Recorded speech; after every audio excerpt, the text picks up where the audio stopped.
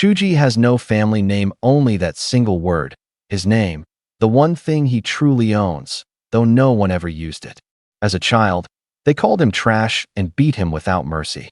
As he grew older and began to fight back, the insults changed to weed and bastard, hurled by those who once tormented him.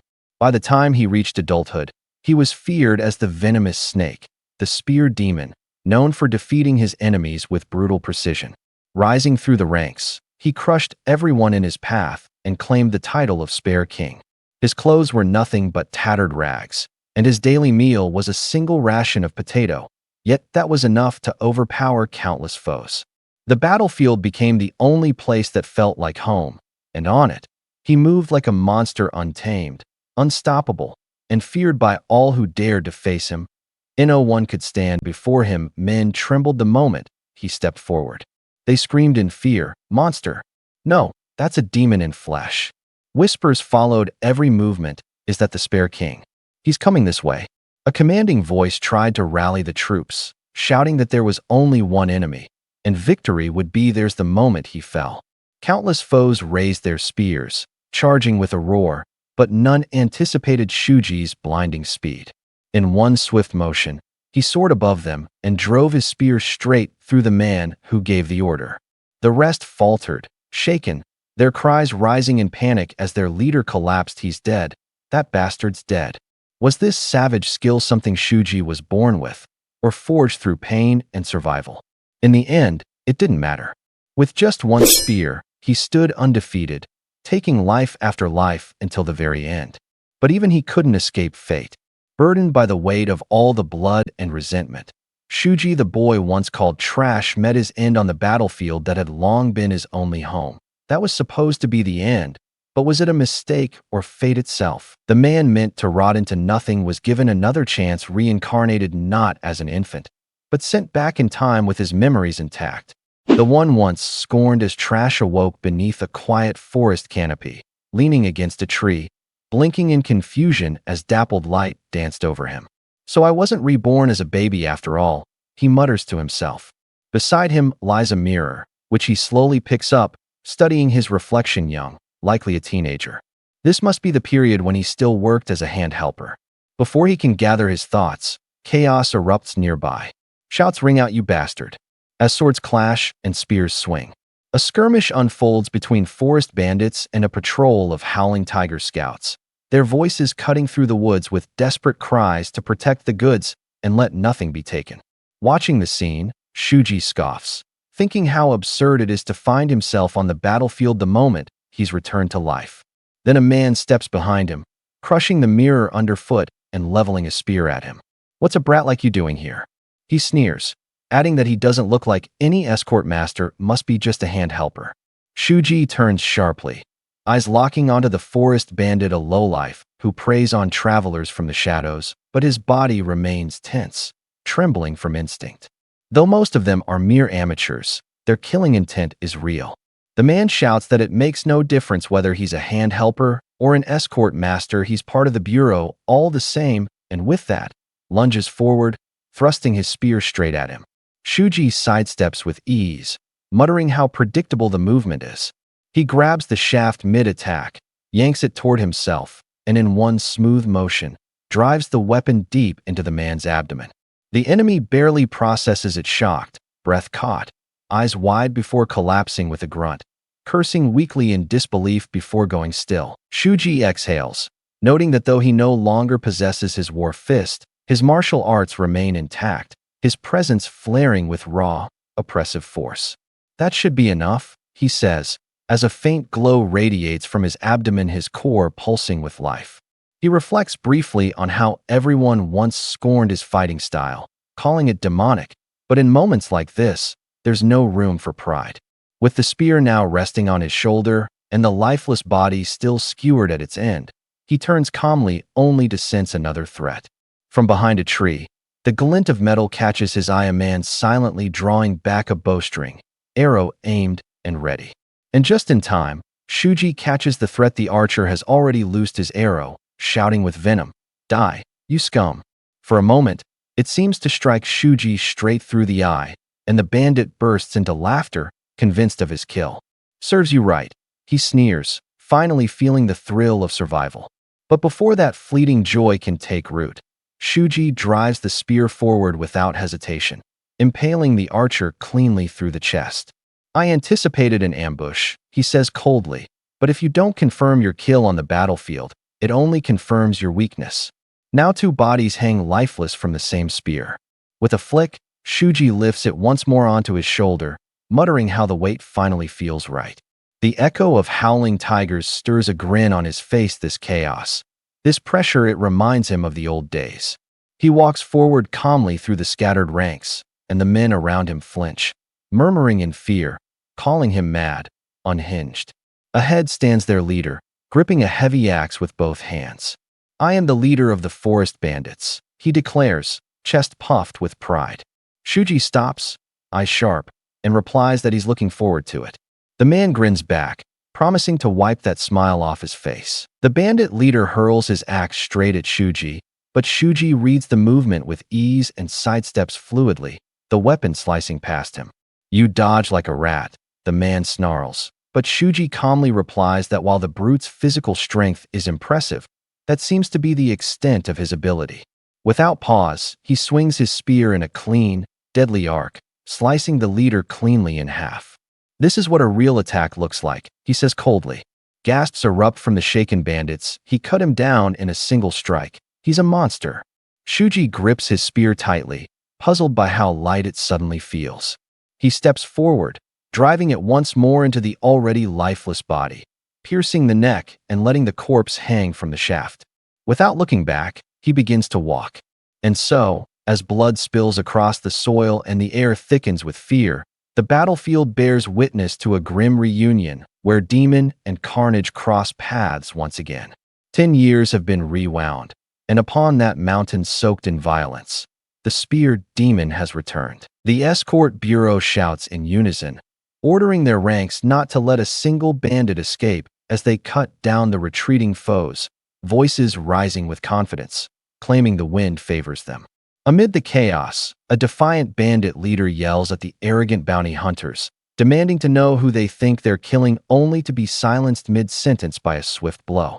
Shuji stands nearby, his aura still cloaked in shadow, stating coldly that no bandit should be left alive, and if anyone has a problem with that, they're welcome to try. In that tense moment, a sudden surge of power rips through the battlefield as a hulking figure cleaves through several escort bureau members in a flash. A startled voice cries out, "Boss," while another gasps in recognition. It's Aiyo, their former leader, begging him to join their side once more. Shuji watches intently, acknowledging this man, Aiyo, as different from the usual trash, a leader whose strength carries weight. The bandits cheer wildly, placing their faith in their boss, confident in his might. Shuji responds without emotion, saying he'll gladly honor their wish. He'll devour Aiyo too. With a roar, Aiyo lunges, screaming for his opponent to die, but Shuji blocks effortlessly. In disbelief, Aiyo demands to know who the hell this man is to speak his name so casually, only to be slammed backward with brute force. Struggling to rise, dazed and confused, Aiyo glares, once again demanding, just who is this man? Now completely alone and trembling with fear, the bandit stares at Shuji in horror, whispering to himself, what the hell is this lunatic? From the shadows, the lingering spirit of a fallen comrade drifts forward, speaking calmly, wondering aloud why Aiyo is the only one left alive. The spirit beckons him gently, addressing him by name. Aiyo. The man breaks, screaming, calling Shuji a demon and crying out for help. But Shuji's glowing eyes lock onto him, cold and focused, as he repeats the name Aiyo. The bandit's form begins to waver, his body unraveling into ash and dust. Shuji explains inwardly that calling a soul's name 3 times sends it to the underworld, a forgotten art he hasn't used in a long while. By the 3rd call, the soul is severed from the living world. As silence returns to the battlefield, the scene shifts. Memories from his past life rise. Shuji, younger and breathless, trudges through rough terrain, grumbling with frustration. Just because he's a rookie, he was saddled with the most grueling scouting work. He curses the military dogs who promised no one would go hungry if they joined the army. But what he's living now is no different from slavery. Just then, the bushes rustle. He freezes, wondering if it's a tiger or worse, a ghost, but shrugs to himself. In the end, it doesn't matter. Something stirs in the dark, and young Shuji tells himself over and over not to look back, that whatever lurks behind him is something he must never see. He clenches his jaw, refusing to die in a place like this for no reason, repeating to himself like a mantra, "Don't turn around." But then, from the pitch black, a voice echoes, a cold, knowing voice that asks what he hopes to gain by clawing so hard just to survive, declaring his life worthless, no better than a bug. It offers him a gamble, a chance to rewrite his pathetic fate. Still facing forward, Shuji scoffs, asking how he's supposed to trust a voice like that.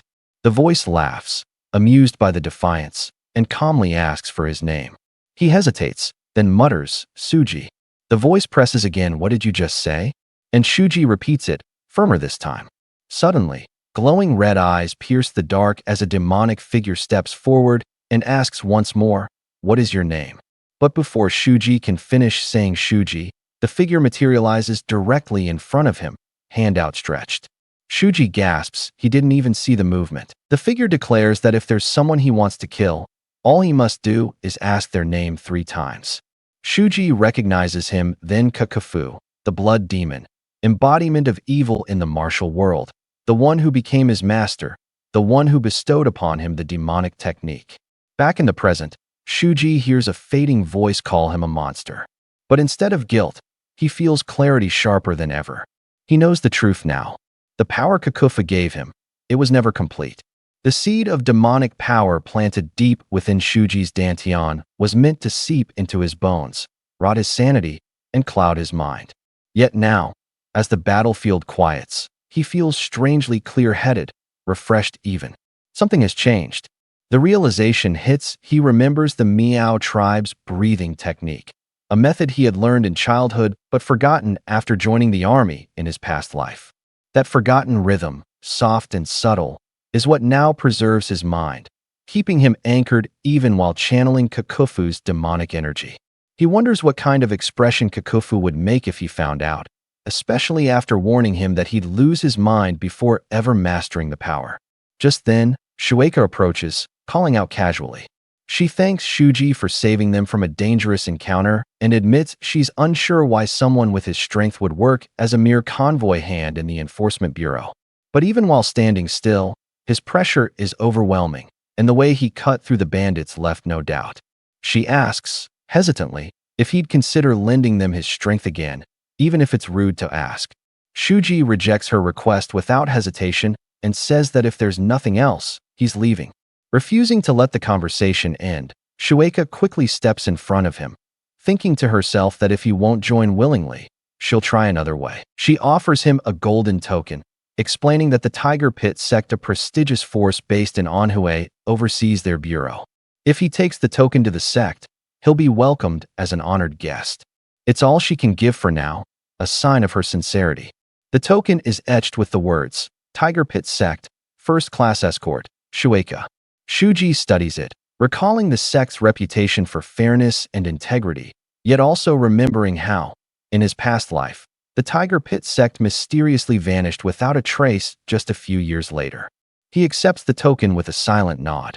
Shueika, visibly relieved, thanks him earnestly and says they'll return to their escort duties for now, but will come greet him again once they're done, suggesting he enjoy his stay. Shuji agrees, adding offhandedly that he'll be borrowing a horse while he's at it.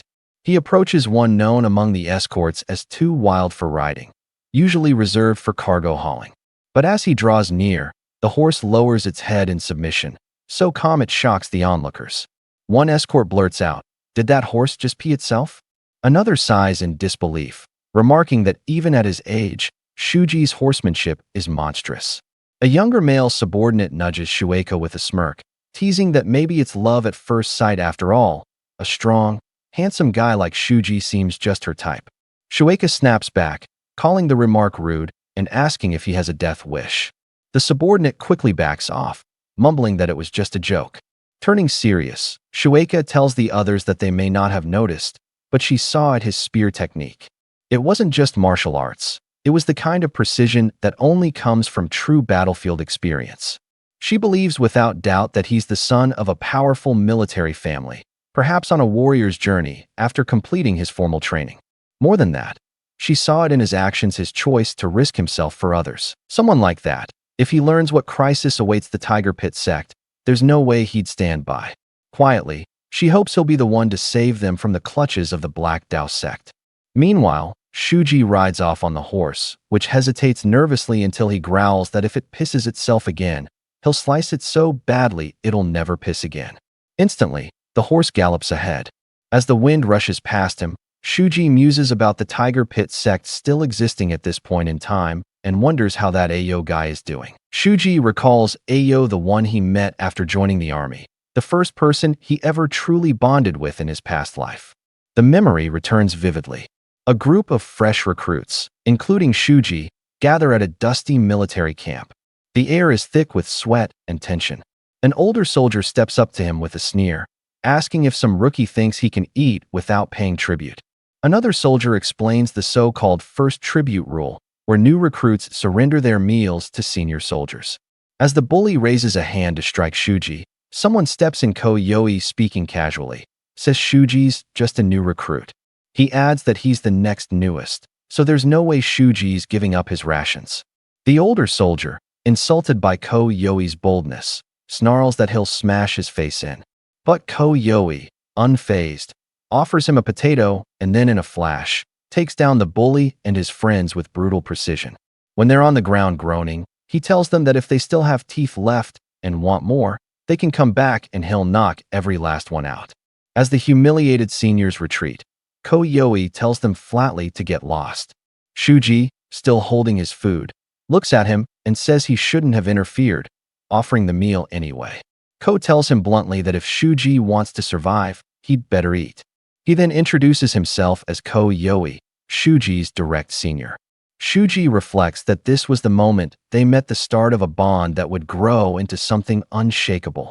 Kyo Aiyo became his one and only comrade, his sworn brother. As he asks for Shuji's name, Shuji vividly recalls that instant, the way his name felt real on his lips again. The memory shifts sharply. Amid the chaos of survival on the battlefield, someone screams Shuji's name.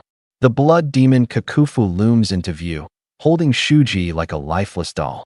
Kyo Aiyo, eyes burning with panic, shouts at Kakufu to let him go or he'll fire a flare. Kakufu grins and asks mockingly if he really wants that, then drops Shuji without hesitation.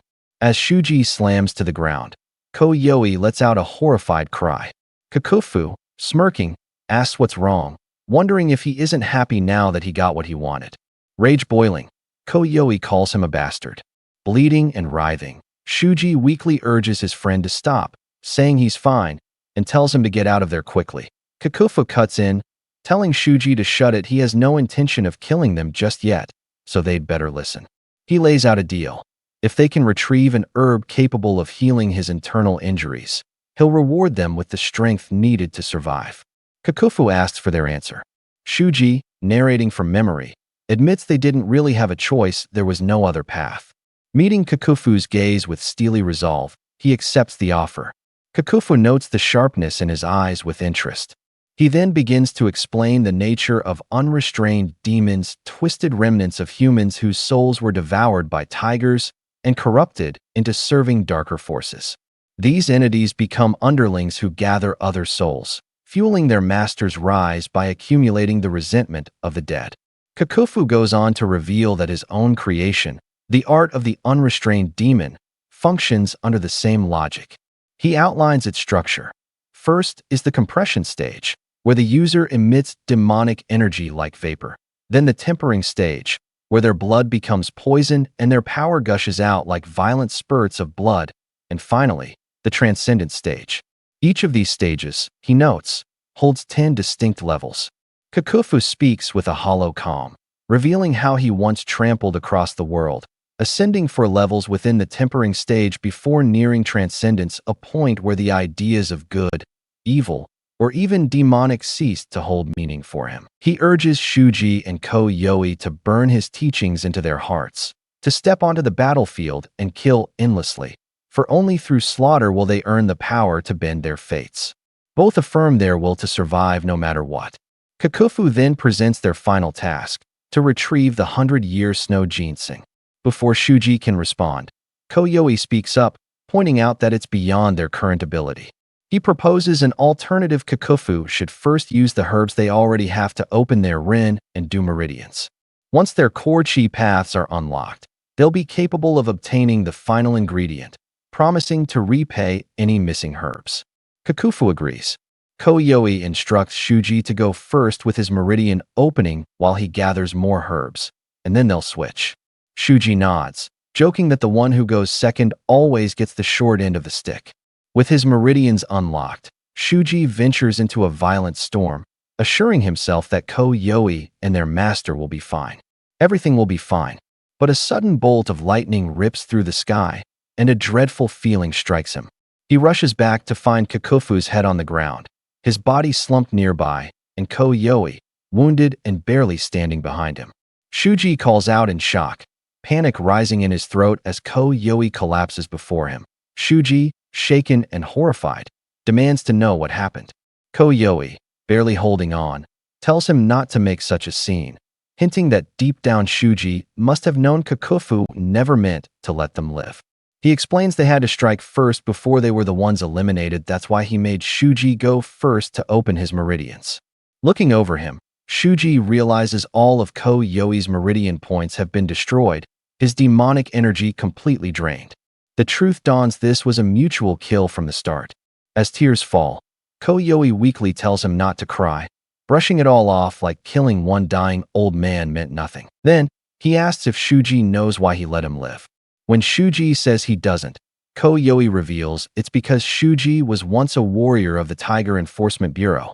He confesses he is the last survivor of the ruined Tiger Pit Sect and reminds Shuji of when he still worked for the Bureau and praised the sect's head and wife as good people.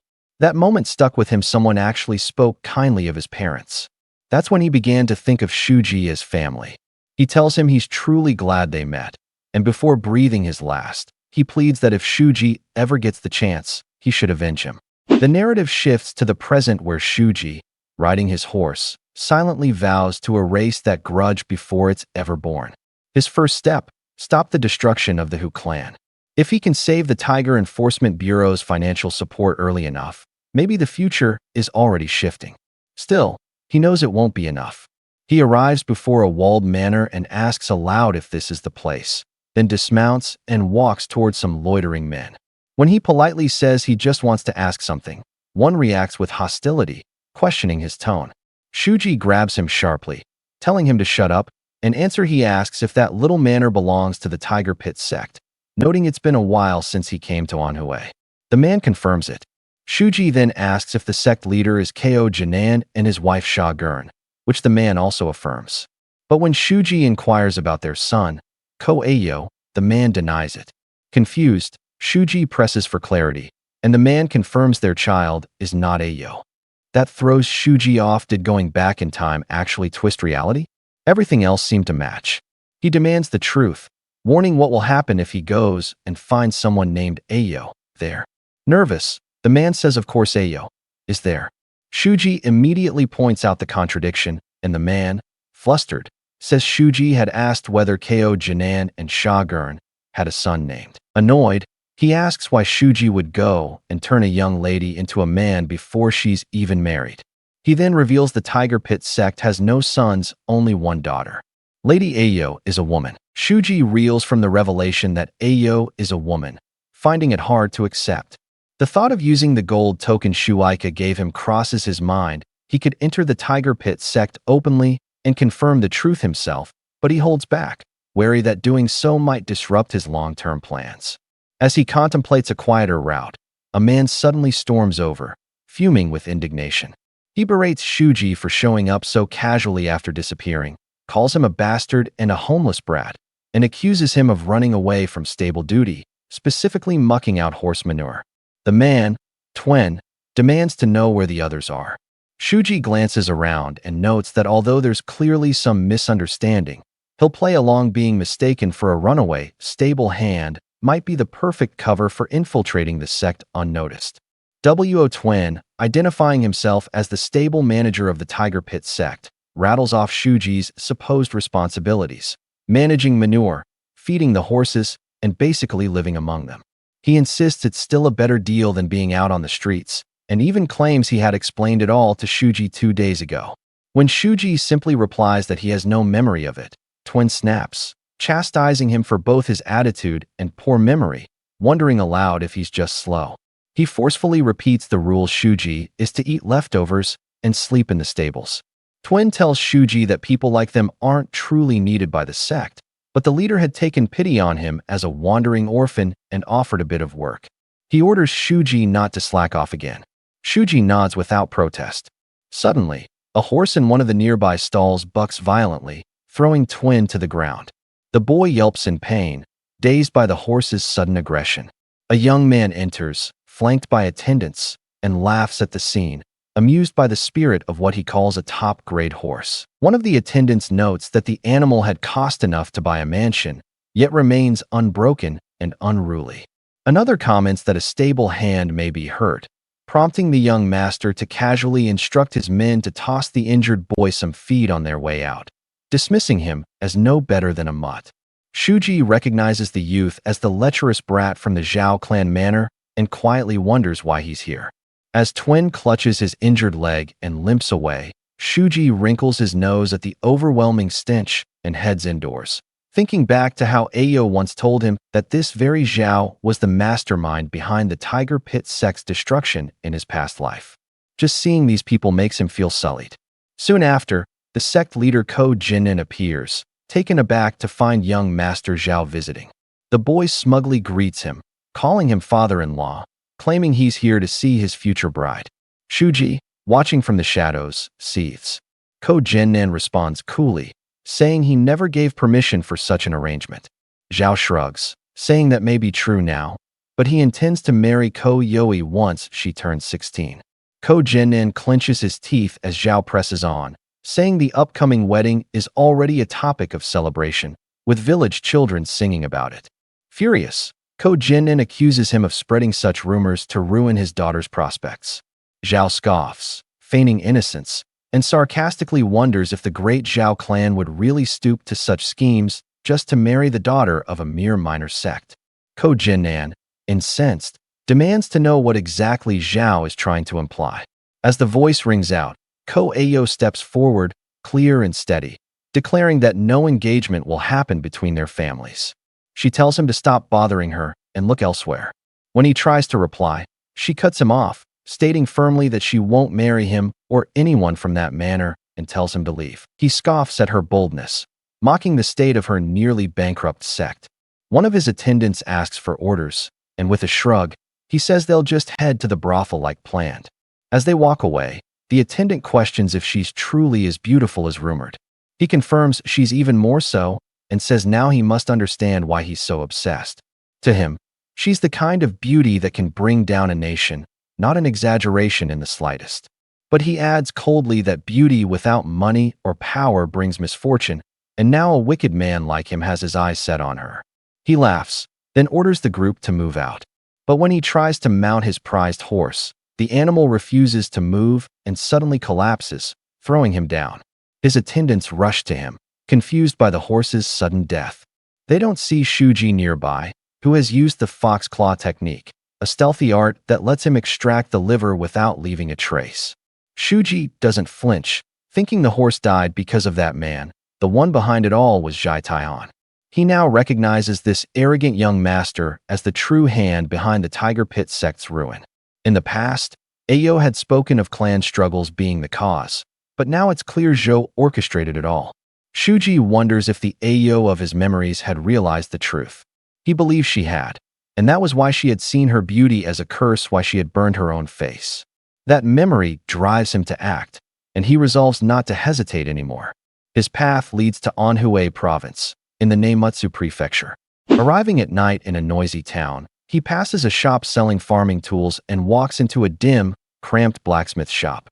The old man there claims retirement and doesn't recognize him, but Shuji insists he only wants a hammer.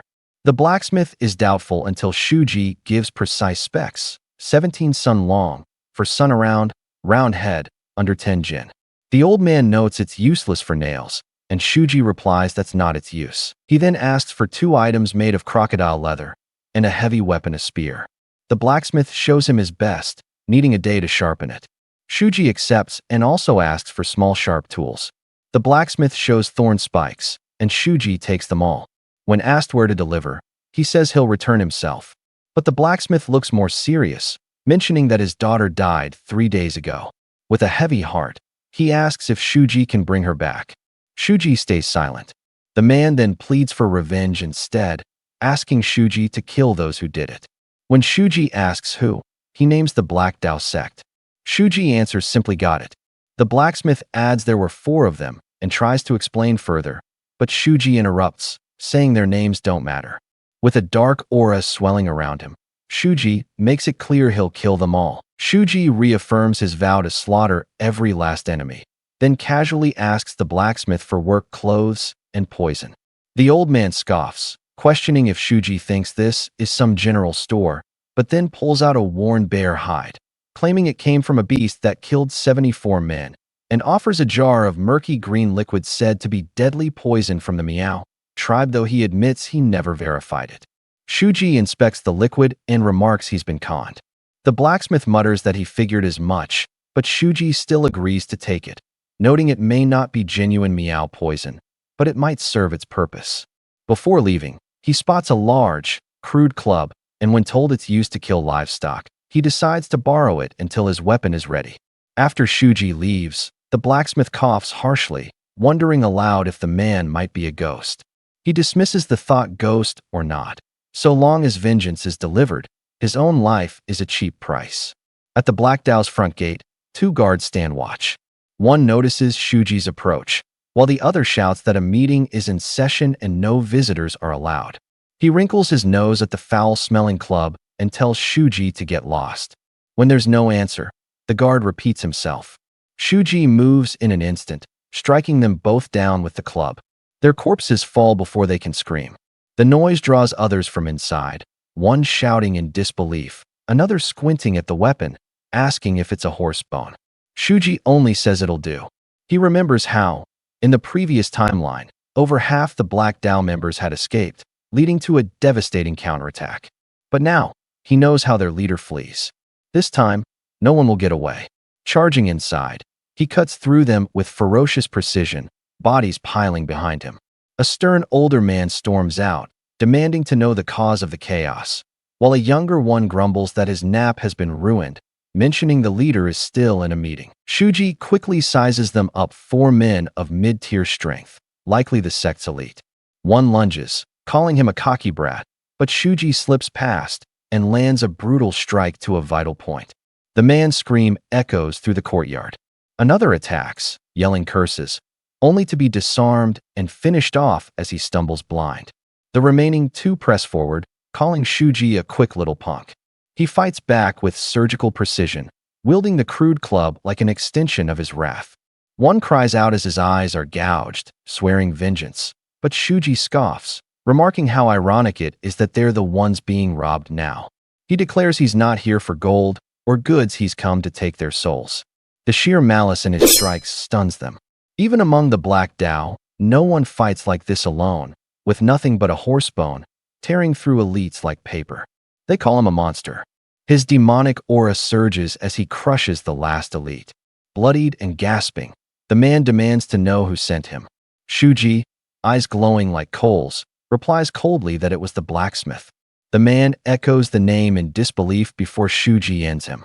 Standing over the corpses, Shuji thinks to himself the 4 elites are dead, and that alone should be enough to settle the debt he owes. Beneath a blood-red sky and the glow of a full moon, a grand estate lies hidden among the misty mountains. Inside its shadowy main hall, hushed voices echo intense conversation. One man, seated at a low table, remarks bitterly that the mission has failed, and miserably so.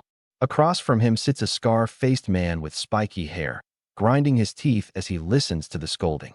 The speaker reminds him that if their plan to disguise the Black Dao sect as forest bandits had succeeded, they would have ambushed the Tiger Enforcement Bureau, stolen the cargo, and secured the Xiao clan's reward. Instead, The operation fell apart, infuriating both the sect's master and young master. Off to the side, the aging sect leader, Kyo Aiyo, with his long white hair and a heavy beaded necklace, sits trembling with clenched fists. Rage flickers in his eyes, but quickly gives way to dread. He speaks low, voicing the far worse consequence of this failure. They've lost both men and momentum, and now lack the tribute required by the evil alliance. The mere thought of the notorious debt collector appearing sends a cold sweat down his face. Desperation clings to the room as Kyo Aiyo realizes the disaster spiraled beyond control. He mutters that he should have deployed one of the 4 elite warriors from the start. His subordinate flinches at the remark, snapping that no one could have foreseen the Tiger Enforcement Bureau's strength. Irritated, he throws the blame back, demanding to know if Kyo Aiyo is now trying to make them shoulder the failure. The subordinate slams his palm hard against the table, leaning forward with a cold warning that if they fail again, they're all as good as dead. With one hand resting on the hilt of his sword, he glares at Kyo Aiyo, pressing him to confirm he understands. Visibly strained, Kyo Aiyo buries his face in his hand and mutters that he does. But the man pushes further, explaining that unless the Tiger Enforcement Bureau's transport mission fails, the Tiger Pit Sect won't be put in a bind, and if that doesn't happen, the young master's marriage scheme will never go through. He scowls, adding with disgust that the brat won't rest until he gets the girl. The words finally push Kyo Aiyo over the edge, and he barks that he's heard enough. Just then, a loud crash interrupts them, freezing both where they sit. Kyo Aiyo stiffens, wondering aloud what the sound was, since the 4 Black Dao elites were supposed to be guarding the entrance. As their eyes fix on the red-lit doorway, a tremor pulses through the room. A body slams against the paper screen, crumpling to the floor with a dull thud, then another. A lone silhouette appears behind the wreckage, calm and unmoving. The figure steps forward, shoving open the doors. 2 severed heads roll across the wooden floor. Kyo Aiyo and his subordinates stare in horror as they recognize the faces the 4 elites are dead. Panic grips the subordinate as he realizes they might be facing a master-level warrior sent by the Orthodox sect. The figure, now fully revealed, is Shuji, drenched in blood and gripping a gore-stained bone. Terrified, the subordinate scrambles to save himself, shouting for Shuji to wait. He pleads that he's with the Xiao clan and not involved with the Black Dao sect, claiming he was only here to negotiate. Shuji says nothing, blood trickling from the corner of his mouth. Then, without a word, a stream of blood bursts from his lips, splattering into the subordinate's eye. Screaming in confusion and pain, the man stumbles back, clutching his face. He yells again that he's from the Xiao clan, not the sect, staggering with each tortured breath. Shuji watches him closely, recalling a grim truth: those trained in the supreme demonic arts are known as demon breakers, and their blood is toxic to martial artists. While his isn't as potent, it still burns like fire in an open wound. Howling in agony, the subordinate shouts again before lunging at Shuji, but he's too slow. Shuji slips past the strike with ease, sizing up his foe. Though the man is skilled, he's not on the same level as the 4 elites Shuji just felled. Dark energy coils around the bone weapon in his hand as Kyo Aiyo and the injured subordinate stare, wide-eyed. They deny what they see, unable to believe this is demonic power. But the energy only grows stronger. Kyo Aiyo finally realizes the truth, shouting that Shuji isn't with the Orthodox sect, he's a demon. Regaining his stance, the subordinate slashes at Shuji, but his glowing eyes meet the attack without flinching. He blocks it with his weapon, the clash forcing the man back. Then the bone smashes straight into the subordinate's face. As he reels, Shuji spins and drives his weapon into the man's chest. A surge of chaotic energy pulses through the wound. Blood gushes from the subordinate's mouth as his body goes limp. He recalls the tales, beings that transcend any orthodox or unorthodox belief. Creatures so vile they unite even bitter enemies in a shared resolve to exterminate them. And now, one of these monsters stands in his very own sect. His blood runs cold as he watches Shuji, realizing the terrifying truth: practitioners of demonic arts, until they reach true mastery, are barely sentient beasts driven only by bloodlust. As Shuji looms over the corpse of the Xiao clan emissary, Gus senses a rare opening. If he acts now, While the demon is distracted, he might escape, alert the evil alliance, or, failing that, even the martial alliance. He inches backward, careful not to draw attention.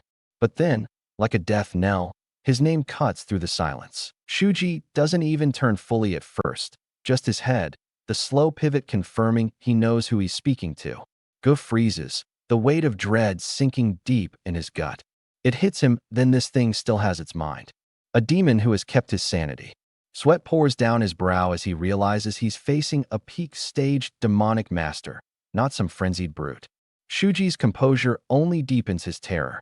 Desperate, Go collapses to the ground in a deep, trembling bow, pleading for mercy, swearing loyalty, offering anything to survive. He even warns that if today's tribute to the evil alliance fails, his own head will roll, and perhaps Shuji's plans will be tangled in the fallout too.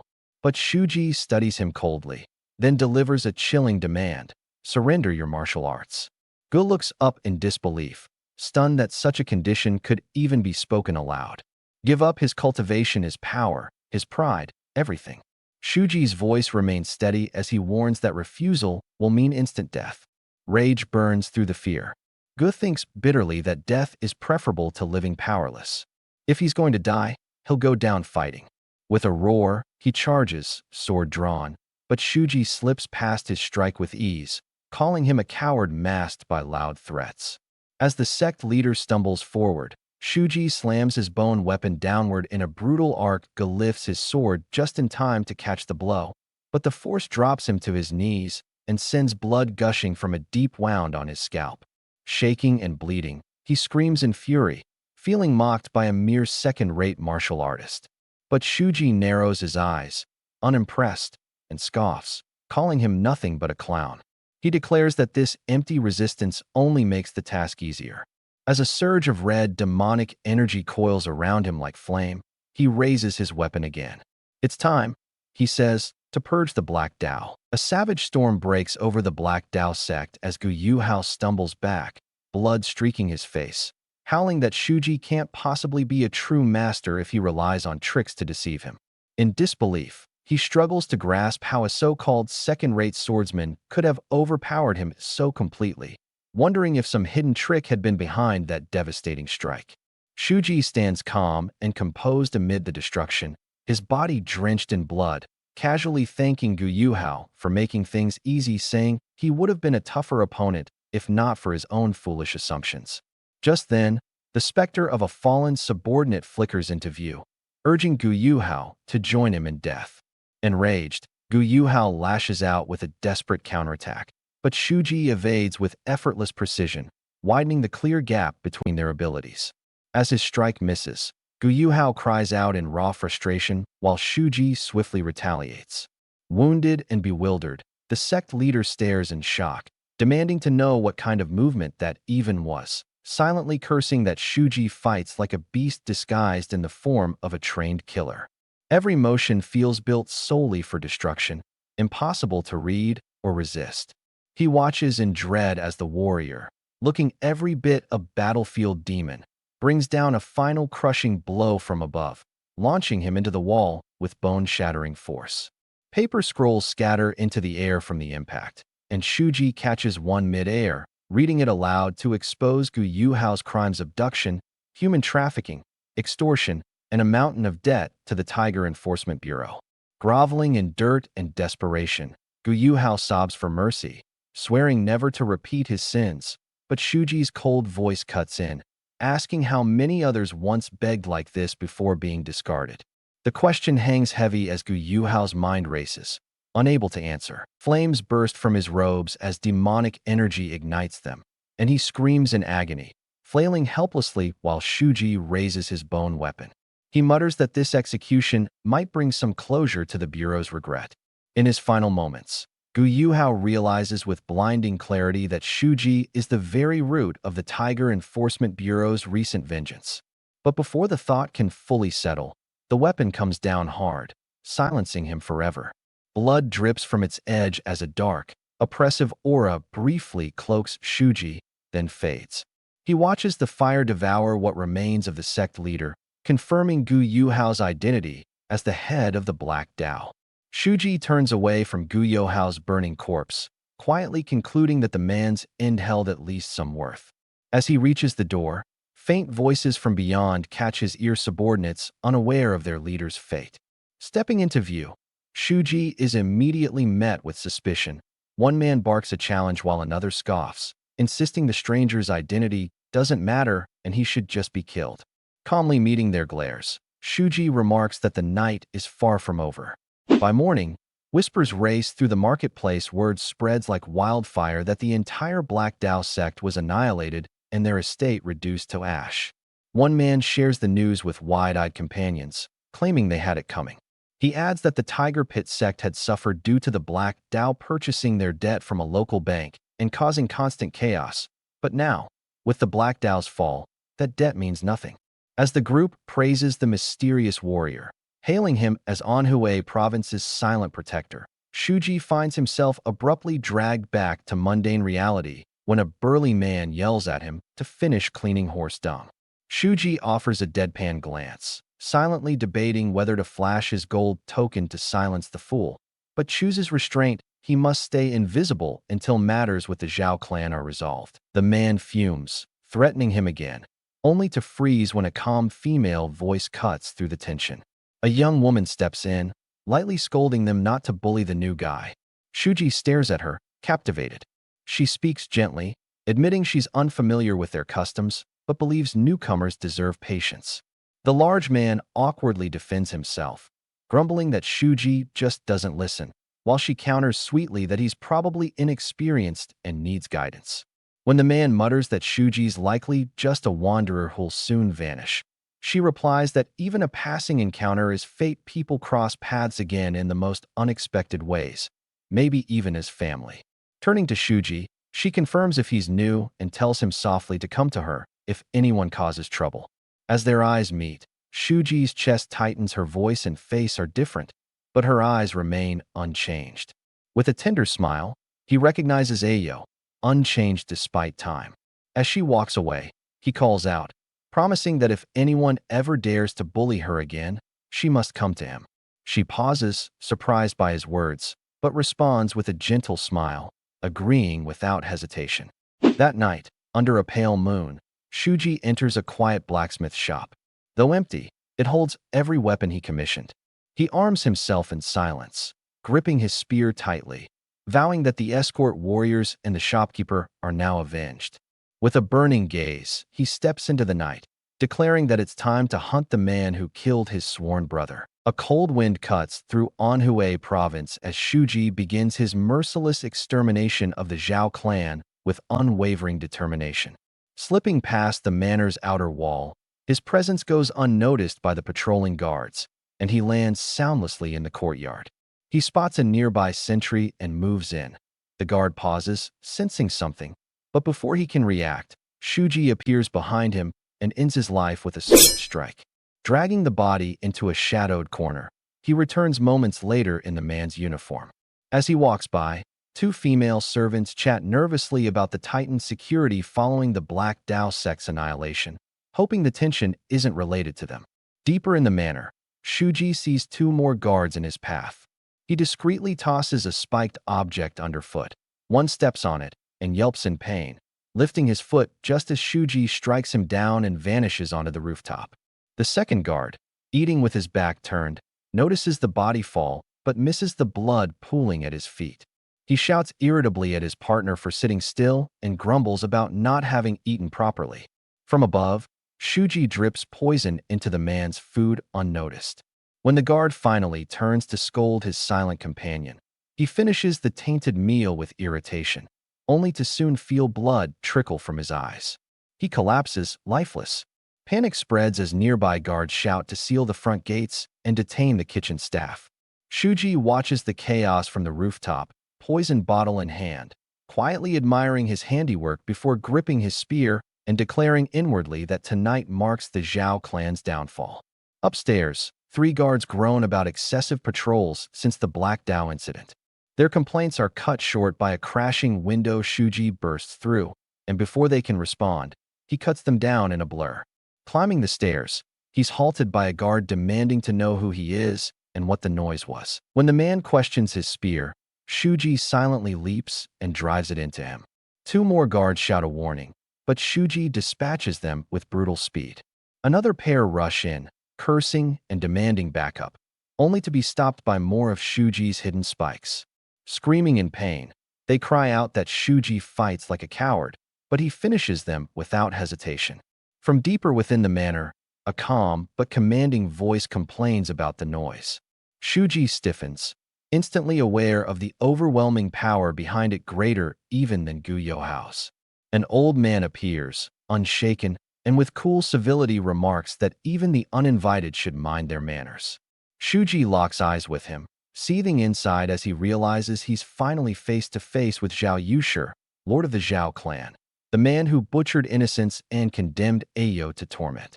Zhao Yushi returns his glare without flinching and calmly asks what brings him here so late. Zhao Yushi glares coolly at Shuji, demanding to know what business he has at this late hour. Shuji, gaze burning, asks if the man before him is truly the leader of the Xiao clan. The elder's eyes narrow as a demonic purple aura coils around him, warning the disrespectful brat to choose his words carefully and asking where he hails from. He speculates aloud, suspecting Shuji to be from the Valley of Perdition, the Supremacy Society, or perhaps even beyond the Black Sand, noting that Shuji clearly doesn't belong to any orthodox sect. Observing the strange, intertwining flow of his opponent's energy, Shuji mentally notes that this fight won't be simple. He answers plainly he is from the Tiger Pit Sect. Zhao Yushi scoffs, finding it hard to believe that the Tiger Pit's master could have produced a fighter like this, then pries further, asking about his relationship with the sect. Shuji says he's more a stable hand than a true disciple, which surprises the elder but amuses him too. He admits Shuji won't give up answers easily, but shrugs it off, declaring that it doesn't matter where Shuji came from, he's already stepped into a lion's den. With a flash of violent intent, he draws his sword, purple energy surging around it, and declares that killing Shuji on the spot is the only logical course. As the clash begins, Shuji's thoughts flicker to his past life. It's surreal to face Zhao Yushi in the flesh, this man who had once lived peacefully until the end. He remembers the pain Aiku swallowed, the revenge never taken, and now grits his teeth, swearing this life will be different. He lunges, weapons collide, and Zhao Yushi stumbles back, unable to parry cleanly.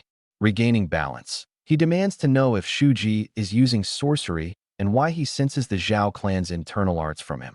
Shuji taunts him back, hinting that it's no coincidence, and boasts that his spirit title has reached the 9th compression stage, comparable to the clan master himself. Thinking to himself, Shuji realizes that experience is what truly separates those who've lived 2 lives from men like Zhao Yushi. When the elder retaliates, Shuji dodges with ease and counters, only to meet a firm block. Their weapons grind, sparking violently, and Zhao Yushi warns that even he would be in trouble if a spark struck his eye. But Shuji doesn't flinch as the embers hit him. Instead, he strikes without hesitation, stabbing Zhao Yushi in the neck. Blood and whiskers fall, and the elder grudgingly admits the boy is more dangerous than expected. His head nearly came off. Both are wounded, Shuji's own intestines nearly spilling out. He analyzes the fight, knowing Zhao Yoshi's wide-range strikes and veteran instincts leave few openings. He throws daggers, dodged. Then a hammer, dodged again. Zhao Yushi grows curious, musing over what kind of eccentric raised such a fighter. He offers Shuji a chance to surrender, promising to take him in as a subordinate. But Shuji sees through the ruse, sensing the trap behind the truce. He stomps hard, splintering the floorboards as Zhao Yushi charges. Their weapons grind again. Shuji tries to pivot, but pain stabs through his leg. Zhao Yushi seizes the moment, driving his sword into Shuji's stomach. Yet even then, Shuji doesn't scream. Zhao Yushi, stunned, compares his fortitude to his own pampered son and reminisces about seeking a strong wife for the boy, confessing all he wants now is to see a grandchild before death takes him. But Shuji grips the sword embedded in his gut. Zhao Yoshi's eyes widen in horror. He's unable to pull the blade free. It's caught between the boy's ribs. Realization dawns. What if Shuji showed that opening on purpose? What if this madness was planned? Shuji leans close, bleeding but unshaken, and growls that he'll tell Zhao Yusha exactly how much time he has left. In that moment, a storm of crimson, demonic energy erupts from Shuji's body. Zhao Yusha is paralyzed, his feet won't move. For the first time, he feels real fear. Desperately, he tries to retreat, tugging at his sword, thinking this may be his last breath as Shuji's killing aura bears down on him. Zhao Yusha writhes in agony, utterly powerless before the unnatural force pressing against him. Shuji drives his spear deep into the man's body, forcing him back as he clutches the wound and stares in disbelief, questioning how a mere youth could radiate such overwhelming aura. He stammers, unable to grasp whether what just happened was some illusion or simply the raw, killing instinct of a seasoned executioner. Shuji grins, unimpressed, and coldly remarks that all of Zhao's long years of so-called experience were nothing but controlled duels and practice matches. With that, he pushes his spear clean through the man once more, stepping in closer as he recalls the hellish battlefield he once fought through, chaotic, merciless, filled with desperate soldiers and mindless bloodshed. Compared to that, Zhao's whole lifetime amounts to nothing. He shoves the lifeless body aside and tosses his spear down, picking up the hammer that once lay near Zhao's feet. Barely alive, Zhao pleads not for his own life, but for his son's. He begs Shuji to spare the boy, but the warrior stares him down with cold finality, raises the hammer, and brings it down in one merciless swing, ending everything with a scoff, saying the plea was impossible. He adds that Zhao Yusha would never see his grandchild's face. With vengeance complete, Shuji quietly moves to a corner to rest, telling himself he must heal before anything else. Just as he prepares to leave, the spirits whisper of something nearby. He turns toward a table, then a large pot. Without hesitation, he smashes it open inside. A boy cowers, screaming for Shuji to stay away. Shuji's face twists in rage and disgust as he realizes how trash like this child, clinging to privilege, brought ruin to so many. Grabbing the boy by the hair, ignoring his terrified cries, he mutters how strange it is that someone so weak still has strength to scream. He asks bitterly if being born rich made him think he was this world's hero. As the child trembles, Shuji leans in, whispering that tonight, he is the protagonist.